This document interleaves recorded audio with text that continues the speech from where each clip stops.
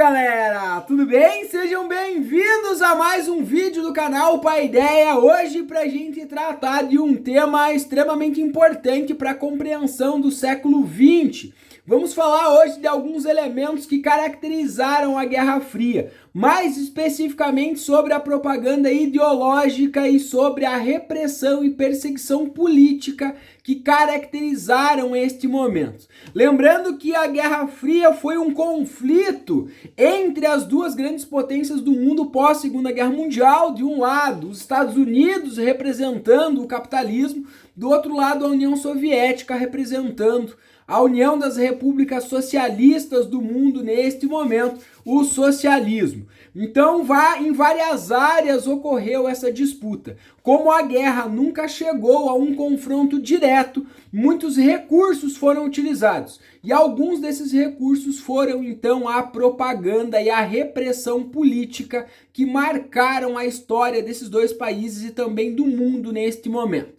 Então, para a gente começar a entender, os dois países circularam uma série de materiais entre as suas zonas de influência, os países que eram aliados dos seus blocos, defendendo seus valores, defendendo seus princípios e, por outro lado, acusando o sistema oposto, como algo, ou tentando mostrar como algo negativo nesse sentido. Então, programas de TV, propagandas, programas de rádio, televisão, cinema, desenhos animados, livros, enfim, uma série de discursos políticos foram produzidos para defender o seu lado e atacar o lado oposto.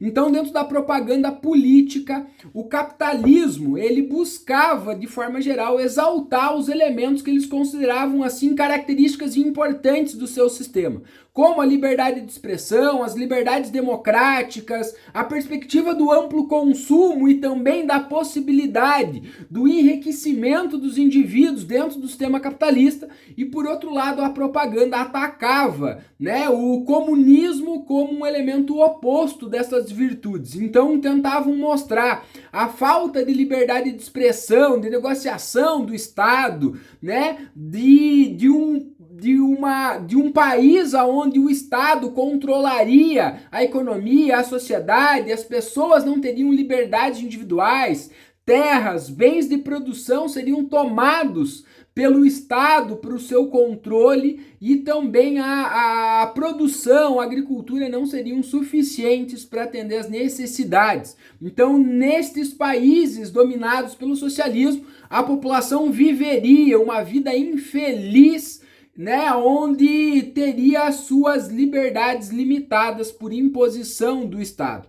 Já o Estado soviético, a União Soviética fazia uma propaganda oposta, olhava e tentava mostrar para as pessoas um capitalismo onde a desigualdade social, problemas como vícios, pornografia, uso de drogas, consumo de álcool, enfim, estes seriam excessos e problemas que os países capitalistas enfrentavam, aquilo que eles chamavam de degeneração moral. Por outro lado, sua propaganda buscava exaltar os seus grandes valores, tentando reforçar a ideia da importância do Estado como grande garantidor do emprego, da educação, da moradia para os cidadãos. De uma forma geral, valorizavam, faziam propaganda tentando mostrar a importância do espírito coletivista, que é a grande marca, é a grande característica, a importância e os benefícios da economia planificada como uma forma de evitar as grandes crises e oscilação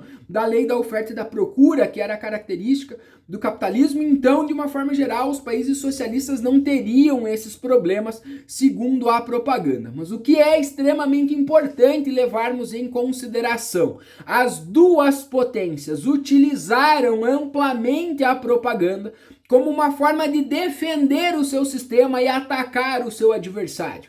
E mais do que isso, também se utilizaram amplamente de estratégias como desinformação, como produzindo análises falsas a respeito dos seus adversários. Isso tanto o socialismo quanto o capitalismo produziu realidades, produziu aquilo que hoje chamamos de fake news sobre os seus oponentes dentro disso. Então, não mediram esforços, né, assumiram, né, este papel de atacar os adversários. Mas essa perseguição do capitalismo não parou, do comunismo não parou na propaganda.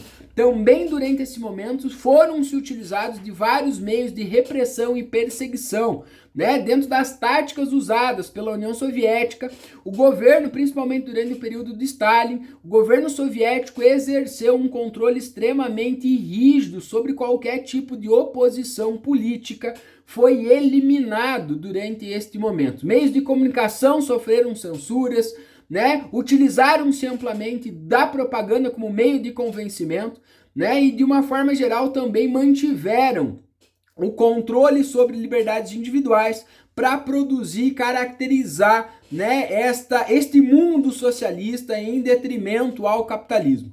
Por outro lado, os Estados Unidos também se utilizou de vários mecanismos para as perseguições políticas. Durante a Guerra Fria nos Estados Unidos, o destaque é para a atuação do senador Joseph McCarthy, que produziu aquilo que vai ficar conhecido como macartismo. Ele vai lançar um projeto dentro do Senado americano, um projeto de controle e repressão de qualquer coisa, medida, né, que pudessem ser considerados simpatizantes ou militantes do socialismo ou do comunismo, né? Um sistema de perseguição a partir disso. Então ele passa a perseguir líderes intelectuais, professores, trabalhadores, funcionários do governo, enfim, qualquer tipo de pessoa que levantasse suspeita de ser um militante ou um simpatizante do socialismo nesse momento, né? Destaque para a perseguição sobre a indústria cinematográfica, que vai ter, né, a sua indústria revirada por estas perseguições e essa caça às bruxas nesse momento, né? Então, o macartismo vai expor uma série de pessoas a interrogatórios, vai acabar prejudicando, né, uma série de profissionais, acabando com carreiras de pessoas, né, de diversas áreas, tá? Justamente pelo fato de serem associados ou serem suspeitos de simpatizantes, né? O macartismo ele vai durar em especial até 1958, quando Joseph McCarthy acaba sendo afastado da vida pública devido a esta caça às bruxas em excesso, quando começa a perseguir e controlar, inclusive, líderes do governo norte-americano, tá? Nesse contexto. Então, este momento da Guerra Fria, ele marca, né, não só as grandes disputas políticas e econômicas entre as duas grandes potências, mas também, tá, vai afetar a vida das pessoas, a ideia, a visão e a leitura de mundo com o uso das propagandas, das repressões, das perseguições políticas,